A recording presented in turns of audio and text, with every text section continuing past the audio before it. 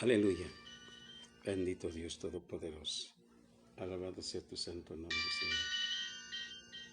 Gloria a tu nombre, Padre. Aleluya. Gracias te damos, Padre, en el nombre de Jesús. Bendito seas por siempre, Señor. Aleluya. Vamos a tomar un tema, hermano. Aleluya. Que se llama aprendiendo a obedecer. La gente cuando aprende algo es para su provecho. Algún carpintero enseña a sus hijos al trabajo de la carpintería para que un día ejerzan el trabajo de carpintero, un oficio. Entonces, ese oficio le va a servir por toda la vida y le va a ayudar.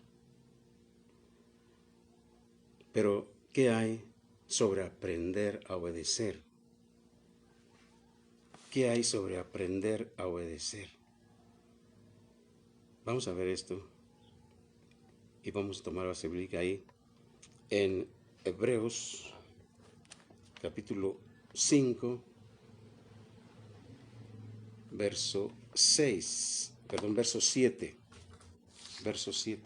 y dice así: Cristo en los días de su carne, ofreciendo ruegos y súplicas con gran clamor y lágrimas al que le podía librar de la muerte, fue oído a causa de su temor reverente. Y aunque era hijo, por lo que padeció, aprendió la obediencia. Y habiendo sido perfeccionado, vino a ser autor de eterna salvación para todos los que le obedecen. Y fue declarado por Dios sumo sacerdote según el orden de Melquisedec. Bien.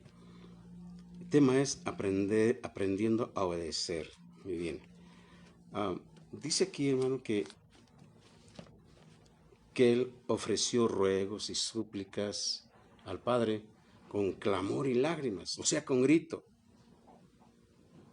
a aquel que le podía librar de la muerte. Y fue oído a causa de que tenía temor de Dios, de Todopoderoso. Bien. Pero veamos esto. Y aunque era hijo, por lo que padeció, aprendió la obediencia. Hablamos de ser obedientes, pero como un aprendizaje. O sea que se nos dice que debemos de obedecer a Dios, sí, de acuerdo. Pero hay quienes no han aprendido a obedecer a Dios a cabalidad. Yo me cuento entre ellos. Pero fíjense, hermano, para que obedezcamos, primero tenemos que aprender. ¿De quién? De Jesús. Él era hijo, pero nos da la pauta, la escritura, que aunque era hijo, él tuvo que obedecer, tuvo que aprender. ¿Pero de qué manera? Padeciendo. Aunque era hijo, por lo que padeció, aprendió la obediencia. Sí, aprendió la obediencia. Aleluya. Fíjense bien.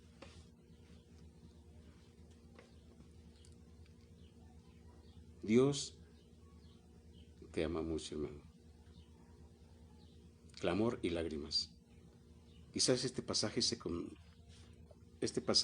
se refiere a la intensidad de la oración de Jesús en el jardín de Getsemaní, cuando estaba orando.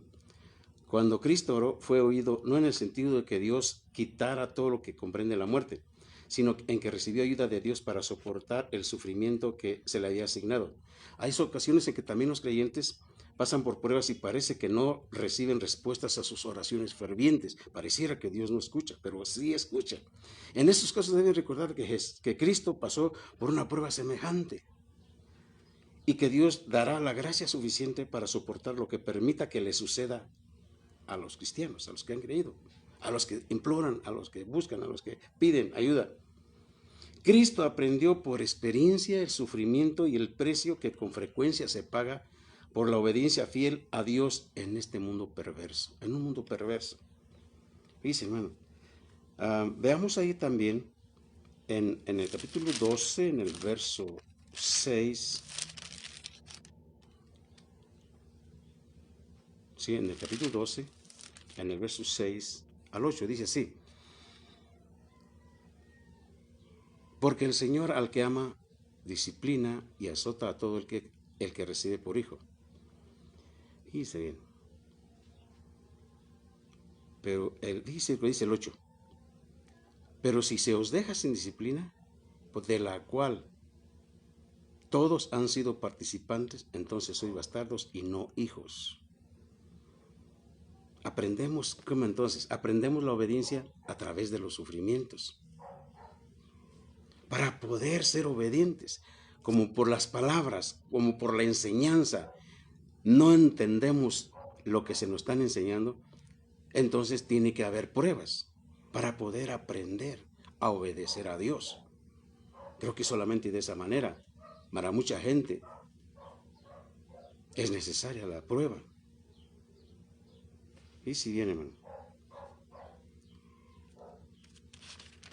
vamos a ver ahí en el 1 de Pedro, capítulo 4,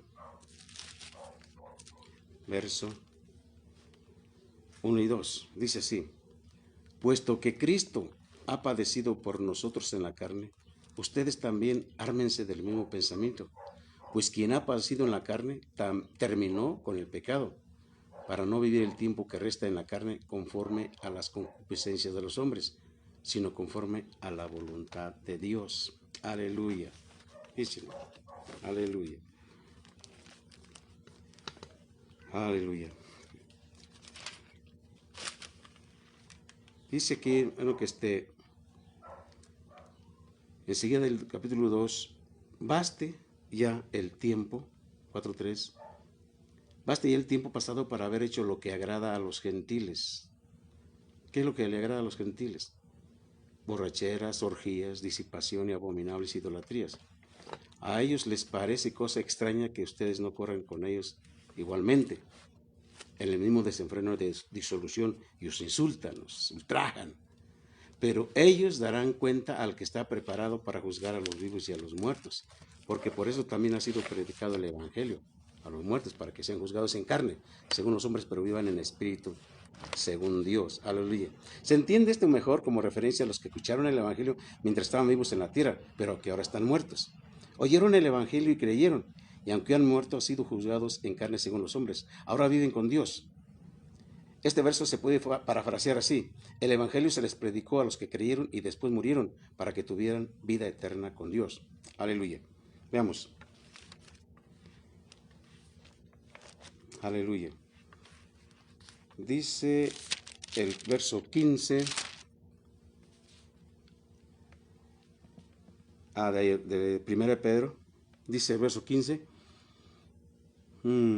así que ninguno de ustedes padezca como homicida o ladrón o malhechor o por entremeterse en lo ajeno. Pero si alguno padece como cristiano, no se avergüence, sino glorifique a Dios por ello, porque es tiempo de que el juicio, comience por la casa de Dios. Y si primero comienza por nosotros, ¿cuál será el fin de aquellos que no obedecen al Evangelio de Dios? Y si el justo con dificultad se salva, ¿en dónde aparecerá el impío y el pecador? De modo que los que padecen según la voluntad de Dios encomienden sus almas al fiel Creador y hagan el bien. Aleluya. A menudo, hermano, he deseado que hubiera una manera de ganar sin sufrir, una manera de aprender sin padecer dolor ni castigos, pero no la hay. Preferiríamos disfrutar de un ministerio efectivo sin el sufrimiento, que es lo que lo hace posible. Si Dios usó sufrimientos horribles para perfeccionar a Jesús, ¿cuánto más utilizará Él los sufrimientos para someter nuestras vidas? Oye, si Dios usó sufrimientos horribles para perfeccionar a Jesucristo, ¿cuánto más utilizará Él los sufrimientos para someter nuestras vidas? Pero dice que si es necesario, tengamos que pasar por pruebas, si es necesario, por cuanto no se aprende a la primera o a la segunda o a la tercera. Entonces, ¿qué va a usar Dios, o puede usar Dios, porque Él es soberano, el sufrimiento, la prueba, la tribulación, para que aprendamos, o para que se aprenda a obedecer al Todopoderoso? Aleluya. Por consiguiente, abracémonos con gozo a la disciplina del Señor, ya que ésta viene a ser el medio por el cual nos deja saber que somos sus hijos legítimos y no bastardos. Y mire, Pablo está aplicando esto en un sentido espiritual, bajo la ley, no bastardos. O sea, los bastardos no tenían derecho, bajo la ley los bastardos no tenían derecho de entrada a los oficios de sacerdocio, ni de dignidad real. Eso lo dice Deuteronomio 23:2, no lo vamos a ver. No obstante, el reglamento de la gracia en el Nuevo Testamento decreta que los hijos fuera del matrimonio legal sean tratados de la misma manera que los legítimos. Bueno, fíjense bien, dice Santiago capítulo 1, versos 2 y 4. Hermanos, tened por sumo gozo cuando cayereis en diversas tentaciones, sabiendo que la prueba de vuestra fe obra paciencia, o sea, es perseverancia. Mas tenga la paciencia perfecta su obra, para que seáis perfectos sin faltar en alguna cosa. Muchos líderes parecen ser como artistas escapados, cuando la obediencia a la voluntad de Dios requiere sufrimientos y pruebas. Santiago nos enseña que en lugar de huir de los sufrimientos fieros que nos vienen, debemos abrazarnos a ellos con sumo gozo. Note lo que dice Santiago: tenga la paciencia perfecta su obra, para que seáis perfectos. Se traduce de maduros. Esto significa que no podemos acelerar el proceso. Las pruebas ardientes no producen resultados inmediatos, instantáneos. Cuando una prueba ardiente viene, no solo debemos abrazarla, sino también resistirla y perseverar firmes en ella. Mire, vamos a ver algo sobre la naturaleza. La larva, usted sabe que es una larva, y la mariposa. La larva y la mariposa. Una vez un hombre encontró la larva de un gusano que se había caído de un árbol. La mariposa estaba por salir y él se detuvo para examinar el proceso. Esta luchó por cerca de 45 minutos, durante el cual solo pudo sacar la cabeza y parte de una de sus alas fuera de la larva. Bien, pensando que él podía ayudar a la mariposa, que hacía tantos esfuerzos a quedar libre y acelerar el proceso, tomó su cortaplumas y comenzó a cortar la larva para liberarla de su prisión. Para su sorpresa, descubrió que la parte que había emergido con gran esfuerzo y luchas estaba desarrollada, pero la parte que había liberado este hombre todavía no había evolucionado y no estaba lista para ser expuesta ante los elementos que rodeaban la larva o gusano. En lugar de ayudar a la larva a convertirse en una mariposa, lo que hizo fue crear un aborto del proceso natural. La mariposa medio desarrollada murió poco después. Nosotros, los líderes de la iglesia, somos culpables de la misma cosa. Vemos a nuestros hermanos y hermanas luchando con las dificultades. Nos lamentamos de su condición y decidimos ayudarlos a salir a flote, solo para descubrir que poco tiempo después vuelven a caer por el impacto del mismo problema. Si los hubiéramos dejado sufrir por un tiempo hasta que aprendieran la lección que Dios está tratando de enseñarles, habría sido de bendición para ellos y para la iglesia. Y esto ha sucedido, hermano. Hay 3 causas de problemas. Vamos a verlos. Cualquier intento de acelerar y aliviar el esfuerzo hecho en tales circunstancias, de seguro que producirá un aborto en los tratos con Dios, en los tratos de Dios con sus hijos. Cuando nuestros hermanos vengan lamentándose ante nosotros en medio de todos sus problemas, oremos por sabiduría a fin de discernir si estos son, primero, los tratos de Dios; segundo, problemas que ellos mismos se han buscado; o tercero, o un ataque de Satanás que no está dentro de la voluntad de Dios. Respuesta a los problemas. Fíjense bien. Si son los tratos de Dios, someteos. O sea, tiene que haber sometimiento. Porque cuando Dios trata, hermano, tenemos que humillarnos. Lo hace porque algo tenemos que reconocer. Algo tenemos que reconocer. Fíjense bien. Si los tratos son de Dios, son de Dios con sus hijos, ayúdenlos a obedecer. La escritura de Santiago 4:7 dice: someteos pues a Dios, y que extraigan de su gracia para pasar la prueba con victoria. 2. Si es inducido por uno mismo, o sea, son problemas que la gente busca, aprenda. Si es un problema que ellos mismos se han buscado, trate de ayudarlos a que aprendan de la experiencia que tengan de tales problemas. O sea, es enseñarles. Decir, mira, esto pasó porque lo más probable es que fue algo que tú ocasionaste. Bueno, tercero, si es un ataque de Satanás, hay que salir a la batalla, a guerrear junto con ellos. Porque si es un ataque satánico opuesto a la voluntad de Dios, entonces hay que salir a la batalla en ayuda de Él y resistir al diablo. Eso dice Santiago 4:7, resistir al diablo y de vosotros oirá. Los problemas prueban nuestra fe en la palabra de Dios. Toda palabra de Dios es limpia. Por eso dice Proverbios 30, capítulo 30, verso 5. Las palabras de Jehová son limpias, o sea, puras. Plata refinada en horno de tierra purificada 7 veces. ¿Sí? Fíjate bien. Comparemos estos versículos con el del Salmo 105, que dice, hasta la hora que llegó su palabra, el dicho de Jehová le probó. José pasó un promedio de 10 a 12 años en prisión en Egipto, porque rehusó tener relaciones adúlteras con la mujer de Potifar. Ella le acusó falsamente de tratar de forzarla a tener relaciones sexuales con él. Por tal acusación, José pasó muchos años sufriendo por causa de la justicia. Dios le había prometido hacerle un gobernante. ¿Qué cree usted que harían 10 o 12 años en prisión a un líder a quien se le hubiera hecho una promesa tal? Yo le había dicho que iba a ser líder. Yo sé lo que me habrían hecho a mí. Me habrían frustrado y deprimido, a lo sumo. No obstante, Dios permitió que José sufriera todas esas circunstancias adversas. ¿Por qué?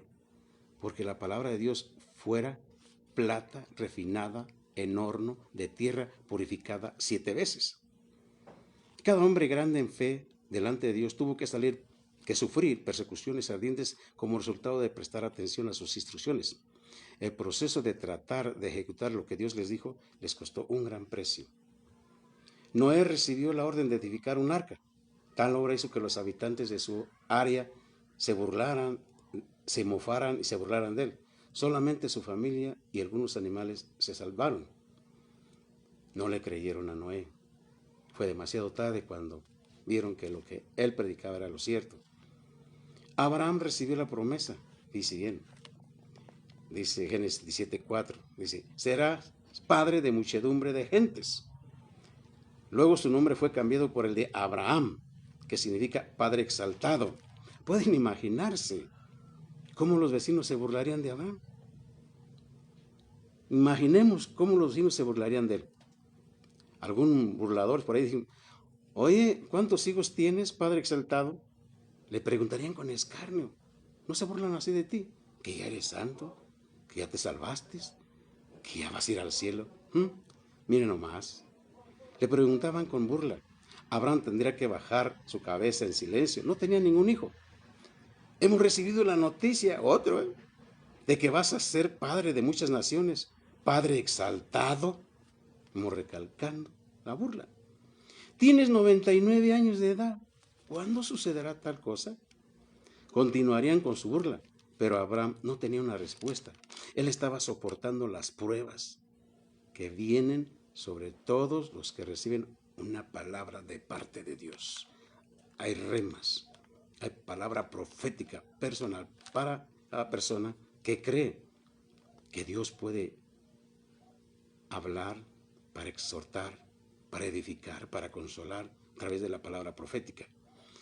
Tú puedes estar completamente seguro de que toda palabra de Dios tendrá que ser probada, tiene que ser examinada para ver de cuál es la fuente de ese rema que llega a tu vida. Moisés sabía que tenía que librar a su pueblo de la esclavitud egipcia.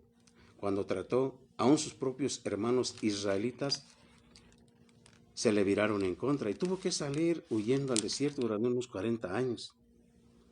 ¿Qué creen ustedes que pasó por la mente de Moisés durante todos aquellos años? Me pregunto si pensamientos como este no torturaron sus meditaciones. Él era un hombre como tú y como yo. Dios, al intentar obedecerte, hablando de Dios, renuncié al trono de Faraón. Por lo menos pude haber llegado a ser primer ministro de Egipto, pero en lugar de ello traté de seguir tu llamado. Y ahora como vagabundo y proscrito, estoy peregrinando en este desierto, pastoreando las ovejas de mi suegro. Dios, ¿qué estás haciendo conmigo? ¿Qué dices tú, Señor? ¿Qué está pasando con mi vida? ¿Por qué esta prueba? ¿Por qué este sufrimiento? ¿Por qué no puedo tener paz siquiera un poco? Porque es prueba tras prueba. Pueden imaginarse el efecto que tendría sobre un hombre de 40 años. 40 años de estar abrazado a una visión, la cual al parecer nunca se cumpliría. Sabemos que su confianza propia había sido arruinada, tanto que cuando hablaba lo hacía tartamudeando. Tenía que pedirle a su hermano Aaron que hablara en su lugar. Ese defecto pudo haber sido únicamente el resultado del intenso conflicto y agonía emocional interna que sufría. Se dice que los que tartamudean es porque hay un problema emocional en sus vidas. Algo pasó que los hace inseguros. Entonces, algo parecido puede haber sucedido a Moisés. Si tuviéramos el tiempo y el espacio, podríamos examinar otros héroes de la fe, como David, Nehemías, Jeremías, Juan el Bautista, Pablo y muchos otros. Todos ellos recibieron palabra de Dios. Luego su fe en esa palabra fue puesta a pruebas severas por la adversidad, los conceptos falsos y grandes persecuciones y aflicción. Fíjate, de alguna manera el diablo sabe que Dios te quiere bendecir. De alguna manera él sabe que vas a ser bendecido por Dios. Ya desde que te salvó ya es una bendición. Pero el diablo quiere estorbar tu bendición. Él no quiere que llegues a la meta. Él odia al pueblo de Dios, porque el pueblo de Dios tiene lo que él un día perdió por causa de su orgullo, por causa de su soberbia, por causa de su rebeldía. Fíjense, hermano, no existe otro camino hacia la consagración. Miren, hermanos, si sufrimos, también reinaremos con él. Eso dice 2 Timoteo 2:12. Pablo dijo en 2 Timoteo capítulo 2, verso 9 al 13, dice: en el que sufro trabajo hasta las prisiones a modo de malhechor, mas la palabra de Dios no está presa. Por tanto, todo lo sufro por amor de los escogidos, para que ellos también consigan la salud que es en Cristo Jesús con gloria eterna. Palabra es fiel, es palabra fiel, que si somos muertos con él, también viviremos con él. Si sufrimos, también reinaremos con él. Si negaremos, él también nos llegará. Si fuéramos infieles, él permanece fiel. No puede negarse a sí mismo Dios. Aleluya. Gloria al nombre de Cristo Jesús. Veamos esto, hermano. Tenemos que mantener una actitud correcta. Aleluya.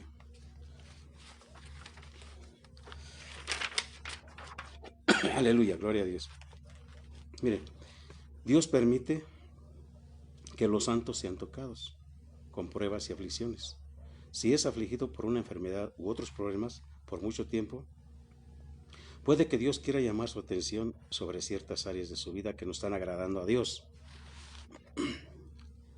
Tú no puedes continuar pecando y esperar liberación, ni puedes permitir que ciertas áreas no cambien y esperar liberación. Las personas quieren liberación por toda clase de problemas, que generalmente no son causadas por demonios, sino por falta de voluntad. Usted no puede culpar a los demonios por todo. Básicamente, muchos cristianos marginales se comprometen a medias en obediencia total a Dios. ¿Cuáles son esos cristianos marginales? Son aquellos que viven y actúan fuera de las normas bíblicas. Ellos aún quieren hacer sus propias cosas. Ellos tienen dificultad con la liberación.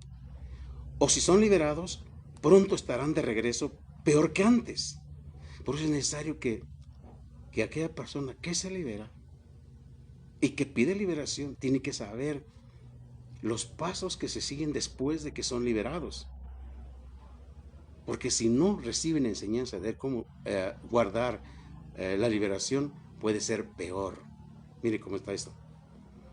Muchos tienen dificultad con la liberación, o si son liberados, pronto estarán de regreso peor que antes. Es como si un hombre viene en busca de liberación de lujuria sexual, pero luego se va a la casa en la que vive con su novia. Aleluya. Algunas personas piensan que si ellos se desprendieron de los demonios, sus problemas desaparecieron. A ellos se les olvida que aún viven en los cuerpos de carne. Los deseos y pasiones de la carne están siempre presentes y tienen que ser sometidos diariamente con o sin demonios. Hay una ley del pecado en la carne y no todo proviene de los demonios. Vamos a ver Romanos 7, 23. Romanos 7, 23. Aleluya.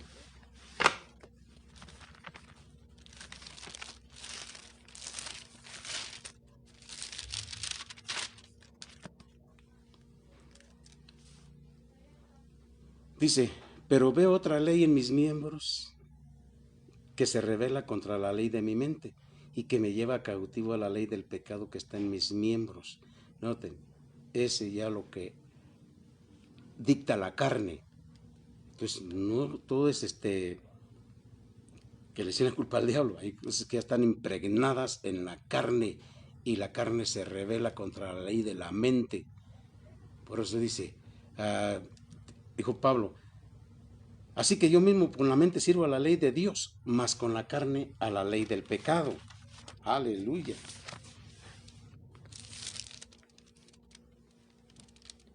La persona no regenerada, después de hacerle la guerra al pecado en un conflicto que no puede ganar, por fin cae prisionera. Triunfa el pecado y se vende a la persona como esclava al pecado. Se encuentra en un estado miserable. ¿Quién puede rescatarla? La respuesta llega por Jesucristo, Señor nuestro. Él es el único que libera de la ley del pecado y de la muerte. Por eso lo dijo Pablo en el capítulo 8, 1, Romanos. Ahora pues ninguna condenación hay para los que están en Cristo Jesús, los que no andan conforme a la carne, sino conforme al Espíritu. Porque la ley del Espíritu de vida en Cristo Jesús me ha librado de la ley del pecado y de la muerte. Porque lo que era imposible para la ley, por cuanto era débil por la carne, Dios, enviando a su Hijo en semejanza de carne de pecado, y a causa del pecado, condenó al pecado en la carne. Aleluya. Para que la justicia de la ley se cumpliese en nosotros, que no andamos conforme a la carne, sino conforme al Espíritu. Porque los que son de la carne piensan en las cosas de la carne, pero los que son del Espíritu, en las cosas del Espíritu. Pregunto, ¿qué tanto estás caminando en la carne? Pregunto, ¿qué tanto estás caminando en el Espíritu? Mire, hermano, cuando la liberación o la sanidad no parecen estar funcionando, algo lo está bloqueando. ¿O es la voluntad de Dios que la liberación o la sanidad no se lleven a cabo en ese momento? Dios no es el autor de las enfermedades.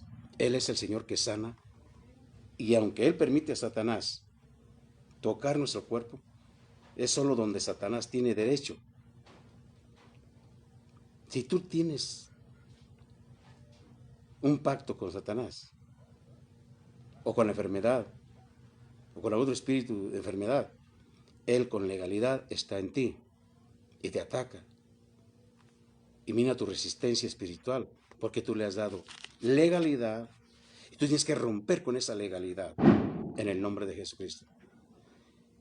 Y aunque Él permite a Satanás tocar nuestro cuerpo, solo donde Satanás tiene derecho, siempre es por una razón particular. Algo pasó en tu vida. Dios quiere que primero cambien otras cosas. Quizás una astilla de orgullo, o una mala relación de familia, o falta de perdón, amargura, o el amor al autoimpedimento para recibir sanidad o liberación, o el amor al autoimpedimento para recibir sanidad o liberación. O sea que no quieres. No hay dos casos exactamente iguales. Tú necesitas pedirle perdón a Dios. Necesitas pedirle sabiduría a Dios.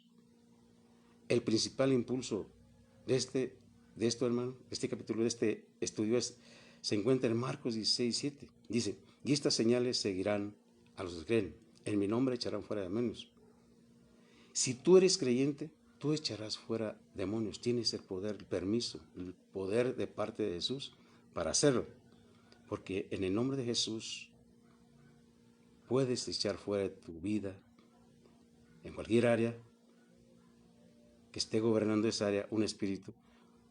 Tienes el poder de echar fuera esos demonios, esos espíritus que ven tu vida, en el nombre de Jesús. No hay excepciones. Dice que todos tenemos ese poder para hacerlo. Entonces, concluimos.